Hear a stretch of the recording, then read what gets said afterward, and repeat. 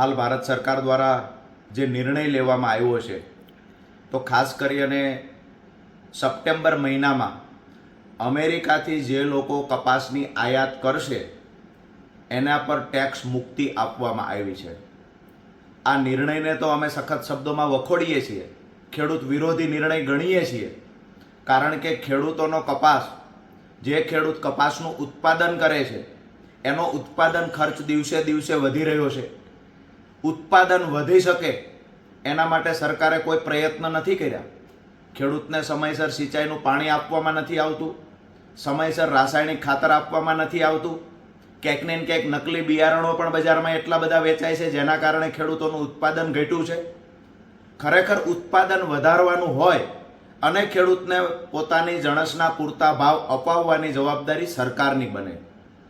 ભારતની અંદર કંઈક ઉલટું થઈ રહ્યું છે। જે ખેડૂતોનો કપાસ તૈયાર થઈ અને ઓક્ટોબર મહિનામાં બજારમાં આવવાનો છે ત્યારે જ સરકારે એક ખેડૂત વિરોધી નિર્ણય લીધો અને સસ્તા ભાવે જે અમેરિકામાં કપાસ મળે છે એના પર ટેક્સ મુક્ત કરી અને આ કપાસની સપ્ટેમ્બર મહિનામાં આયાત કરવાની છૂટછાટ ભારત સરકારે આપી છે। એટલે કે ઓક્ટોબરમાં ખેડૂતનો કપાસ બજારમાં આવે એની પહેલા સપ્ટેમ્બર મહિનામાં અમેરિકાથી કપાસની આયાત કરવાની છૂટછાટ આપવામાં આવી, એ પણ ટેક્સ ફ્રી કરીને। ક્યાંક ને ક્યાંક ગુજરાત અને દેશના ખેડૂતોને થોડી પણ આશા હતી કે અમને કપાસનો આ વખતે પૂરતો ભાવ મળશે, 2000થી વધારે ભાવ મળશે, પરંતુ સરકારના આ નિર્ણયના કારણે ગુજરાત અને દેશનો ખેડૂત દુઃખી બન્યો છે। ખરેખર ખેડૂત વિરોધી નિર્ણય જ્યારે કૃષિ પ્રધાન દેશની અંદર સત્તામાં રહેલી સરકાર કરતી હોય તો એક વિપક્ષમાં હોવાના નાતે, એક ખેડૂત આગેવાન હોવાના નાતે અમારી નૈતિક જવાબદારી બને છે કે આ નિર્ણયને સખત શબ્દોમાં વખોડીએ અને આ નિર્ણયની સામે આમ આદમી પાર્ટી, કિસાન સંગઠન અને મુખ્ય ટીમ સાથે મળી આવતા સોમવારે દરેક જિલ્લાની અંદર આવેદનપત્રો પાઠવવામાં આવશે।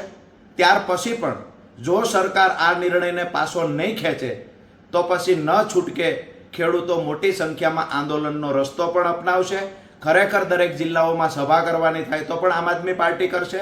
ખેડૂતોના હિતમાં સરકાર નિર્ણય લે એવી આશા અપેક્ષા સાથે સરકારને વિનંતી કરું છું કે ચૂંટાયેલા ધારાસભ્યો, સાંસદ સભ્યો આ નિર્ણયની વિરુદ્ધમાં નહીં બોલે, પણ જગતનો બાપ આ નિર્ણયથી દુઃખી છે।